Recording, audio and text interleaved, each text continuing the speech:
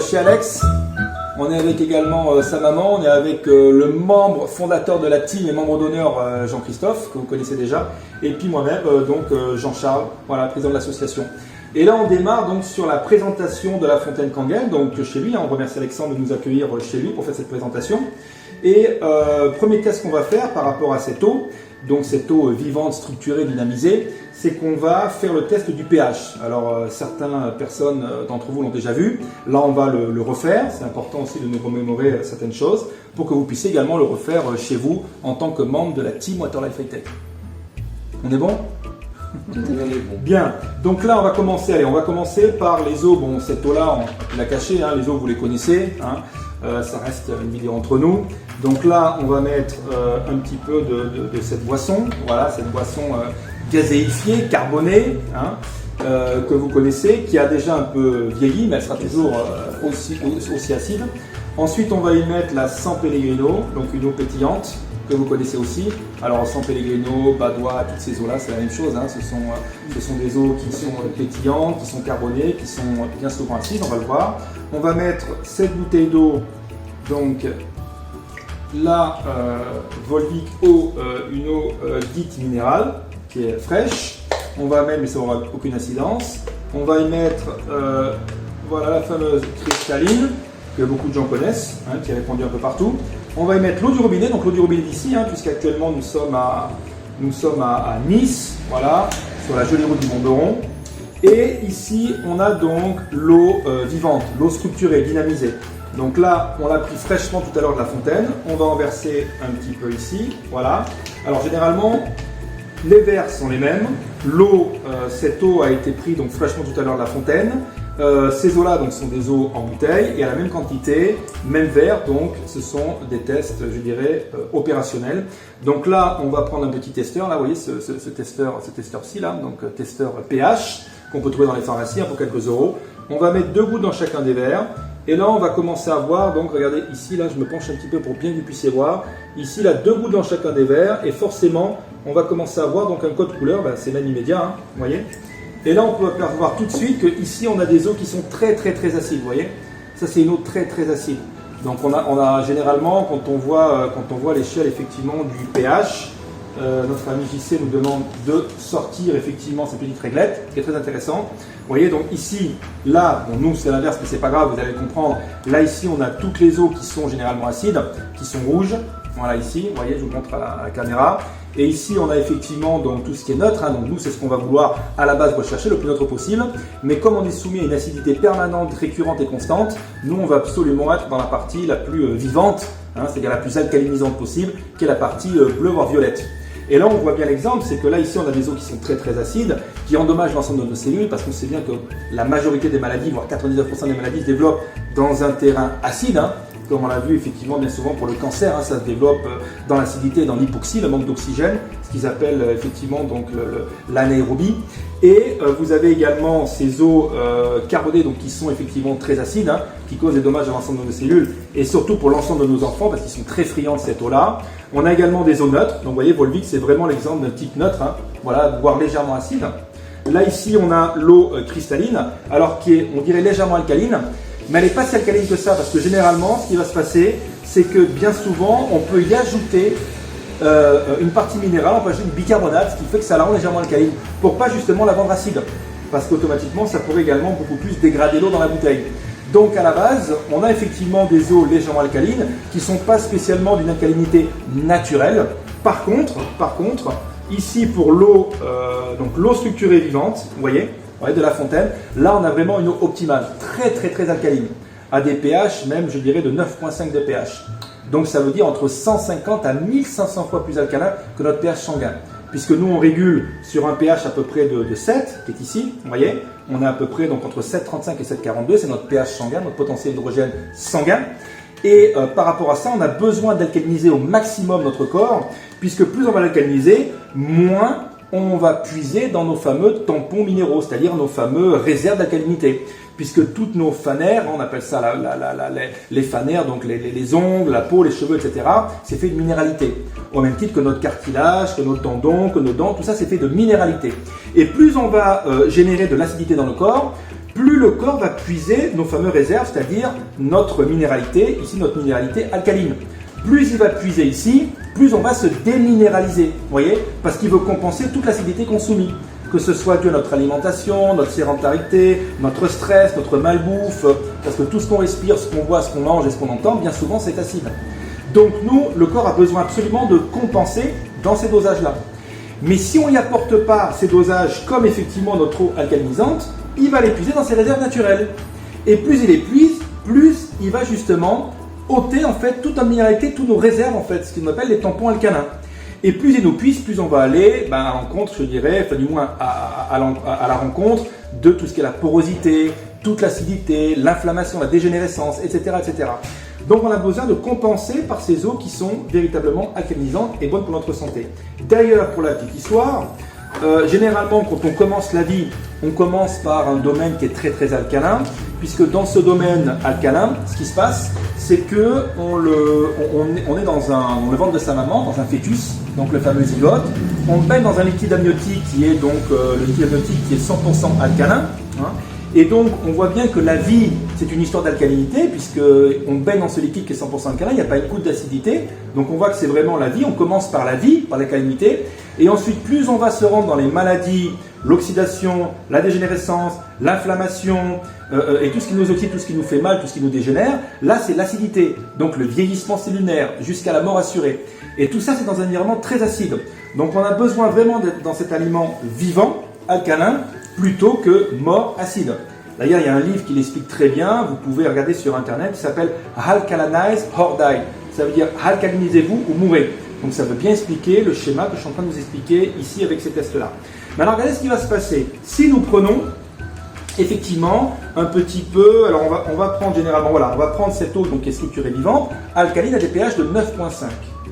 Et là, on va commencer à le mettre dans les eaux ici qu'on a l'habitude de boire. Regardez un peu ce qui va se passer. Ici, on le fait avec l'eau du robinet. Vous voyez? Et ça commence tout simplement à s'alcaliniser, vous voyez? On change instantanément notre terrain. Alors bien sûr, dans le corps, c'est différent. Là, c'est un test qu'on fait et c'est visuel. Et vous voyez, on commence déjà à s'alcaliniser, que ce soit pour les différentes boissons. Cristalline, eau du robinet, Aquador, comme on l'appelle. Regardez avec la Volvic, même chose. Allez ici, tout de suite, s'alcalinise. Vous voyez? Donc c'est ce qui va permettre le changement du corps. Maintenant, regardez ce qui se passe ici. Là, effectivement, ça va commencer, puis ça va revenir acide. Même chose également pour cette boisson très acide. Oups, ici, voilà. Ça ne change pas. Tout simplement parce que je vais vous faire un autre test et vous allez tout de suite comprendre à quel point ces boissons sont très très très acides et qu'il faut véritablement en boire le minimum possible pour pas trop s'acidifier. Regardez, je vais prendre cette boisson qui a déjà été alcalinisée avec cette eau pH 9,5, on est bien d'accord, hein? Et regardez, je vais, malgré la dilution, je vais en mettre dans chacun de ces verres-là. Et automatiquement, regardez ce qui se passe, rien qu'avec un tout petit peu d'acidité, vous voyez, toutes les eaux qui étaient alcalines se sont retrouvées acides. Vous voyez un petit peu? Et là, on peut voir, hein, cette eau qui était vraiment alcaline de pH 9,5, avec un tout petit peu d'acidité diluée déjà par une alcalinité forte, elle s'est malheureusement donc acidifiée. Ça veut dire qu'en fait, pour neutraliser un tout petit verre de ce soda, il faudrait littéralement la même quantité, fois plus de 200 d'eau du robinet comme celui-ci pour annuler juste l'effet acide. Et plus de 34 verres d'eau de cette eau-là, donc alcalinisante, au pH de 9,5 pour neutraliser un tout petit peu de sa acidité. Ça veut dire qu'on prend ce verre de soda, on multiplie la dose par 34 avec 34 fois la dose à pH 9,5 et là on pourrait effectivement annuler l'acidité de ceci. Mais imaginez prendre un verre de soda et boire 34 verres de la même quantité, c'est quasiment impossible. Donc automatiquement, le corps va le puiser dans nos réserves pour compenser cette surcharge nauséabonde d'acidité permanente. Et quels sont-ils? Quels sont en fait tous les éléments dont il va chercher les tampons alcalins? Oui, donc les tampons alcalins, c'est-à-dire ce qu'on a dit au départ, c'est-à-dire nos os, nos dents, nos cartilages, nos tendons, nos cheveux, les fanères, enfin tout ce qui fait de minéralité à travers le corps. Donc on a besoin absolument d'alcaliniser au maximum, mais d'avoir la bonne alcalinité, pas d'alcalinité chimique. On pourrait également faire très bien le test avec du citron. Beaucoup de gens prennent du citron effectivement le matin. Beaucoup de gens prennent effectivement du citron et par rapport à ce citron-là, ce qui se passe, c'est que ça alcalinise. Mais il faudra en prendre des quantités phénoménales pour qu'on puisse avoir la bonne alcalinité possible vis-à-vis de ce citron. Et généralement, les gens ne sont pas censés arriver à prendre 1 litre à 2 litres de citron pur. Ça les brûlerait, ça serait catastrophique, ça serait terriblement difficile. Donc, on peut avoir des petites quantités. Alors qu'avec cette eau-là, on peut avoir des quantités phénoménales. Pourquoi? Parce que c'est simplement que de l'eau. Et ça se digère très facilement. Voilà. Merci pour cette première présentation.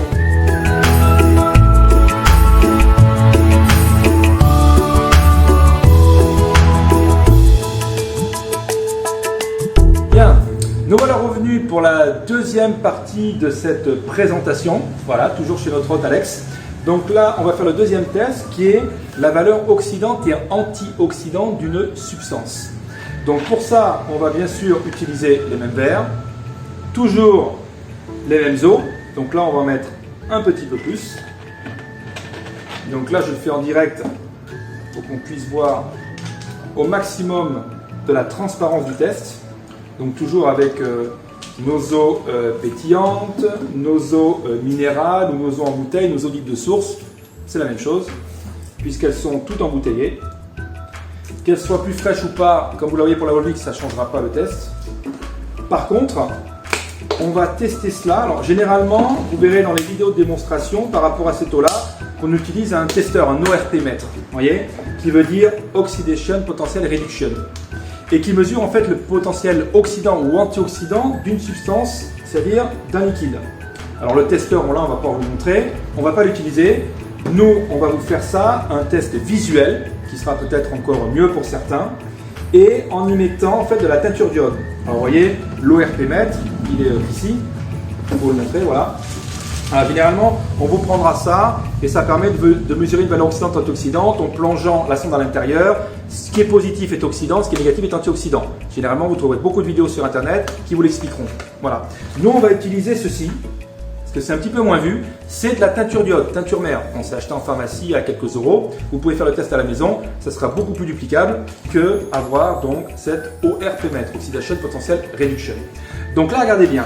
Ici, là, on a différentes eaux, donc eau soda, eau pétillante, eau minérale, eau du robinet, et notre eau donc structurée, vivante, dynamisée par la fontaine.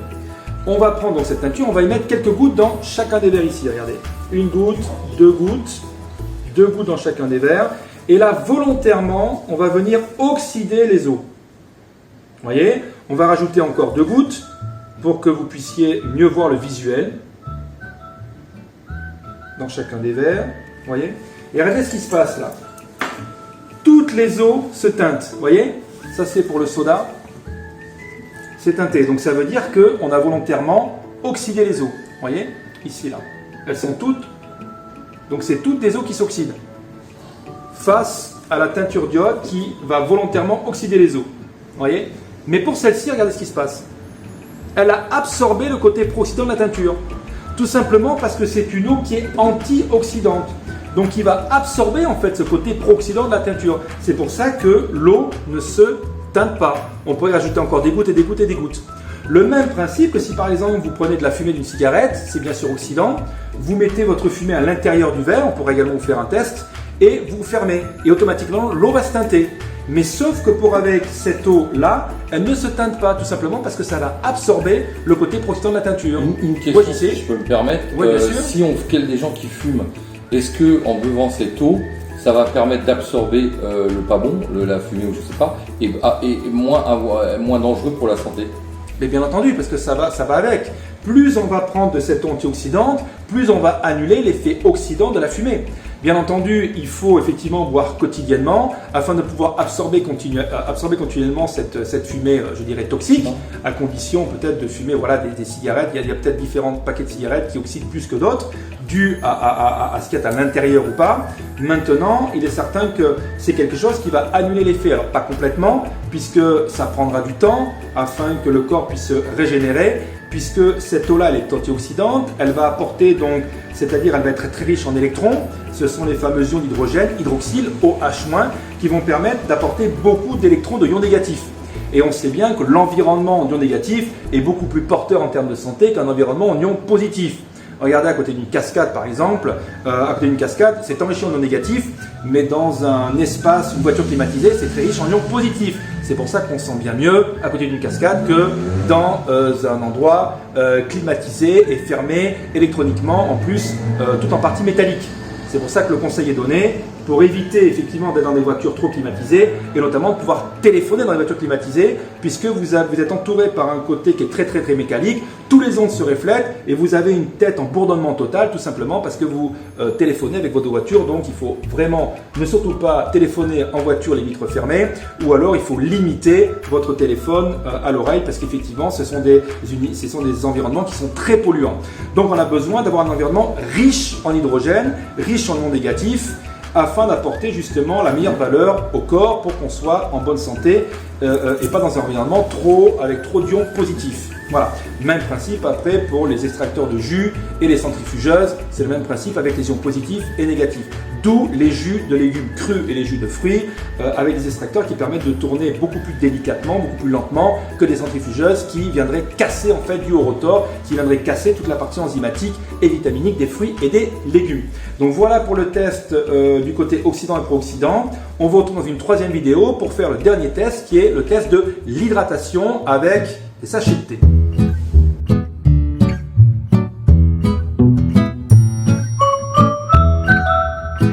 Nous voici revenus donc pour cette troisième présentation, toujours chez notre hôte Alex, avec sa maman Annie et notre membre fondateur de la team, membre d'honneur JC, et moi-même, Jean-Charles. Donc là, on est parti pour faire la troisième présentation au niveau de l'hydratation. Et pour vous montrer à quel point cette eau, elle hydrate, beaucoup plus que toutes les eaux du robinet ou en bouteille, on va utiliser des sachets de thé. Vous voyez, c'est fermé, c'est des sachets de thé standard, infusion tilleul, voilà.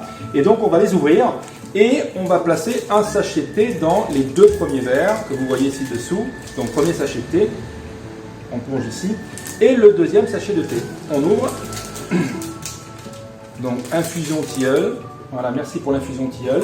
Et ici, alors, on n'a plus besoin d'utiliser ces eaux-là parce que c'est pas avec ces eaux-là qu'on fait effectivement des tisanes ou des thés, des décoctions. C'est directement avec généralement les eaux du robinet ou les eaux en bouteille. Alors nous, on va utiliser l'eau du robinet forcément de Nice, du Mont-Beron. Et en même temps, on va utiliser donc notre eau structurée, dynamisée de la fontaine, donc Kangen Water. Et donc ici, on va commencer par l'eau du robinet, comme ça on va la privilégier. Alors sachez que c'est les mêmes verres, même sachet de thé, on va mettre même quantité et température ambiante, puisque c'est l'eau du robinet, et ça c'est l'eau du robinet issue de la fontaine, donc même température, pour que les tests soient réels. Donc là, on prend l'eau du robinet, on va commencer à la verser, ici, et on va faire la même chose, donc avec notre eau structurée alcalinisante, très hydratante. Voilà, donc à peu près même quantité, ici. Alors comme on sait que le thé ne s'infuse pas à froid, on va commencer à les secouer un petit peu, voyez. Et là normalement, on devrait voir un sachet de thé qui va se diffuser et l'autre pas. Pourquoi? Parce que simplement, cette eau-là, on dit qu'elle est riche en microclusters. Ça veut dire que comme elle est traversée par un champ électrique, d'où le processus de la ionisation, on vient casser la molécule d'eau, du moins la structure de la molécule d'eau, parce que la molécule d'eau reste bien sûr H2O, 2 atomes d'hydrogène pour un atome d'oxygène, mais on vient casser la structure, et en cassant la structure, en fait, on va créer des agrégats de molécules, et donc on va avoir, plutôt d'avoir une grosse grappe de raisin de molécules H2O, entre 45 à 50 molécules qui se lient entre elles, on va en avoir que 4, 5, 6, 8 à 10. Donc plus la structure est petite, plus forcément elle va passer, elle va hydrater et elle va démultiplier le goût, l'arôme, l'odeur et la couleur de ce que vous mélangez avec. Pastis, démultiplié. Décoction avec des écorces, démultiplié. Vous allez cuisiner avec, ça va être démultiplié. D'ailleurs, cette eau-là, structurée vivante, donc riche en microclusters, donc très hydratante, va bouillir beaucoup plus vite que par exemple les eaux ordinaires ou en bouteille. Tout simplement parce qu'elle est structurée d'une manière différente. Donc, elle va forcément bouillir beaucoup plus rapidement.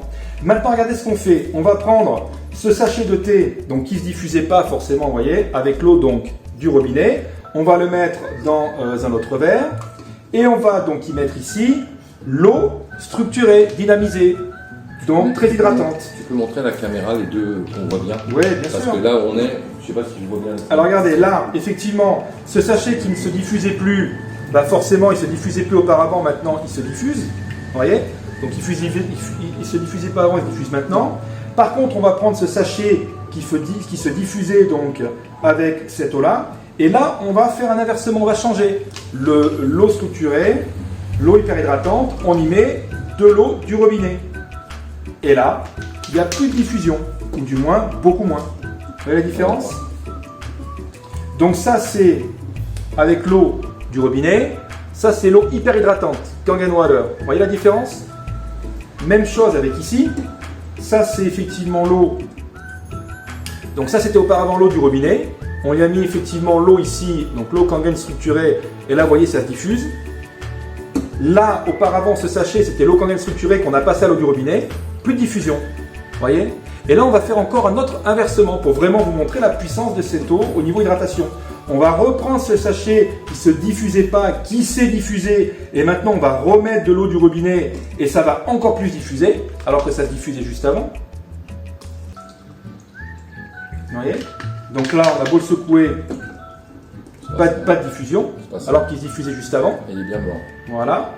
Et ensuite, on va reprendre ce sachet qui ne se diffusait pas et on va le plonger dans donc notre eau hyperhydratante. Sachez que l'eau Kangen, l'eau structurée vivante Kangen, alcalinisante, hydrate 6 à 8 fois plus vite que n'importe quel type d'eau du robinet ou en bouteille. Là, effectivement, on va le secouer un petit peu et là tout de suite, vous voyez, ça réapparaît. Voilà. Là, vous voyez, l'eau se diffuse. Vous voyez? Donc là, on va rejoindre les eaux qui se diffusent et les eaux qui ne se diffusent pas. Sachant qu'on a fait inversement 3 fois. Vous voyez? D'un côté, les eaux qui ne se diffusent pas. Et de l'autre côté, les eaux qui se diffusent. Donc on peut dire que cette eau-là a une capacité de diffusion, donc de pénétration cellulaire, donc d'hydratation, qui permet d'augmenter en fait la pénétration de l'eau dans vos cellules. On a besoin d'hydratation. Et les nettoyer. Et les nettoyer. Donc, comme le livre l'explique très bien de Ferodon Batmangelic, votre corps réclame de l'eau. Ne soignez pas votre corps et votre soif par des médicaments. Buvez de l'eau simplement qui a cette capacité de pénétration et d'hydratation cellulaire. Et régulièrement. Et régulièrement, quotidiennement. Voilà. Comme nous dit les recommandations de Jean-Christophe. À très bientôt pour une prochaine vidéo.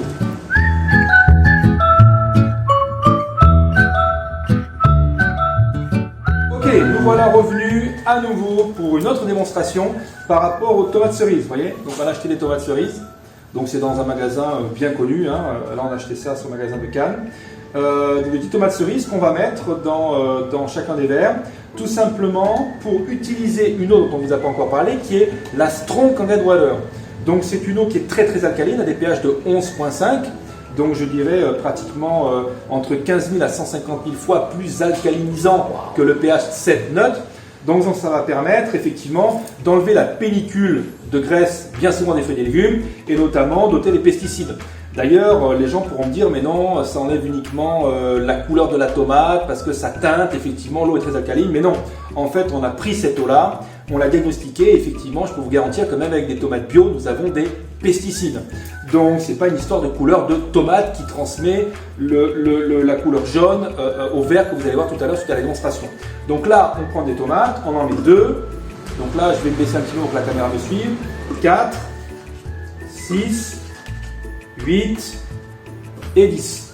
On va faire la même chose. 2, 4, 6, 8 et 10. Vous voyez? Ensuite, bon là il nous en reste encore 2, on peut les mettre si on veut, pas de souci. Le tout c'est que ça rentre. Voilà, et 10 ici. Voilà, à peu près, c'est à peu près pareil. Voilà. Donc là, ici, on va y mettre. Donc là on a l'eau du robinet, donc qui est ici. Là on a l'eau du robinet, tap water. Donc on va mettre l'eau du robinet dans ce premier verre, vous voyez. Donc on va même le favoriser parce qu'on dirait qu'il y a plus de tomates ici qu'ici. Donc on va mettre l'eau du robinet ici, vous voyez. Donc elle devra enlever encore plus de pesticides parce qu'on dirait qu'il y en a même plus. Et on va mettre donc ici notre Strong Kangen Water, l'eau à un pH de 11,5.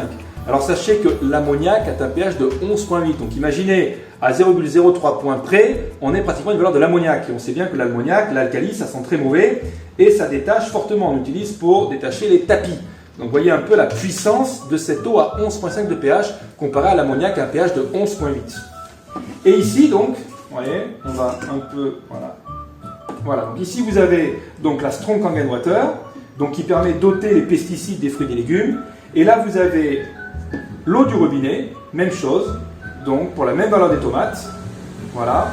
Et en attendant un petit peu, alors généralement, ce qu'on fait, c'est que quand on nettoie les fruits et légumes, on prend les malaxes, on les brosse, etc. Là, on ne peut pas trop faire ça au niveau de la démonstration. Donc c'est pour ça que j'y mets mon doigt, afin de pouvoir, avec le même doigt, tant qu'à faire, afin de pouvoir justement pouvoir les faire bouger comme si on allait les nettoyer, quoi, hein, les tourner un petit peu pour que ça soit efficace. Voilà. On va attendre quelques instants afin que l'eau puisse véritablement faire son effet de nettoyage. Sachez que cette eau, donc très alcaline, ça permet de doter les pesticides des fruits et des légumes, mais aussi de détartrer.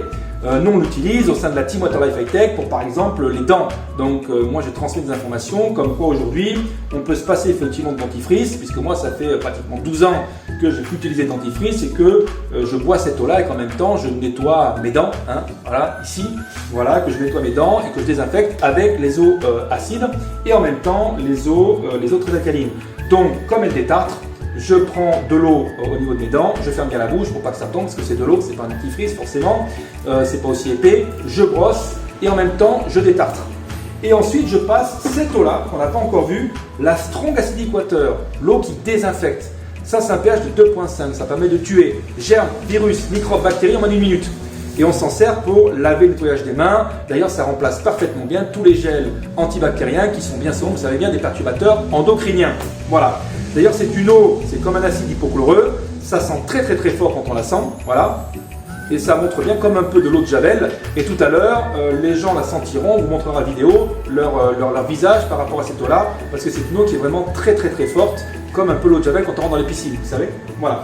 Donc, cette eau, pour les bactéries, les virus, les microbes, les germes, en moins d'une minute, ça tue pratiquement tout, à 99,999%.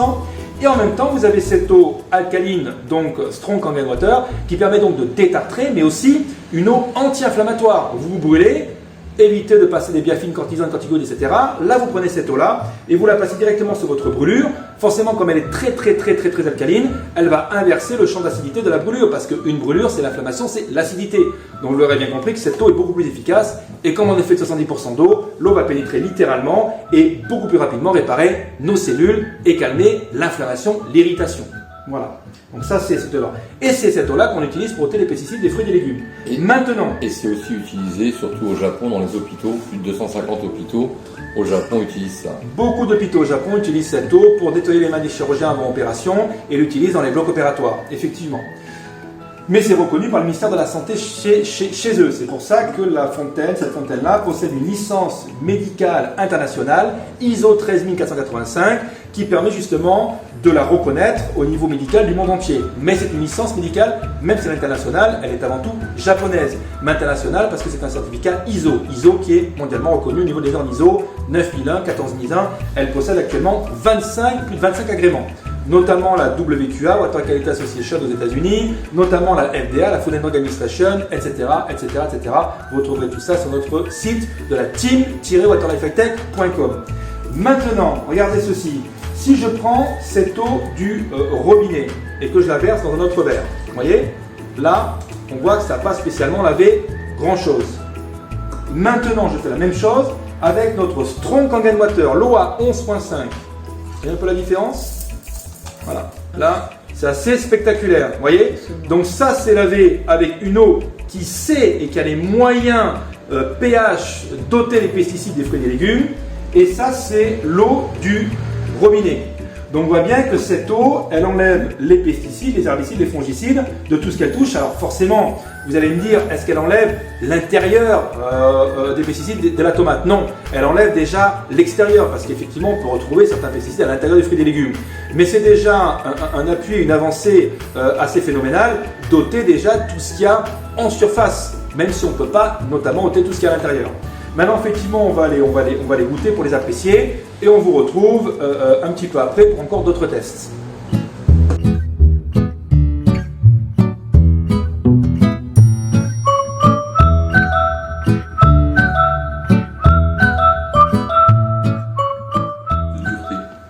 Alors, on est avec Annie. Annie, votre témoignage. On sent une différence? Oui, nettement. Vraiment nettement, on sent la différence. Là, je suis totalement convaincue. Et elle est beaucoup plus douce, celle qui a été nettoyée avec le produit. Et voilà, beaucoup plus de goût en fait.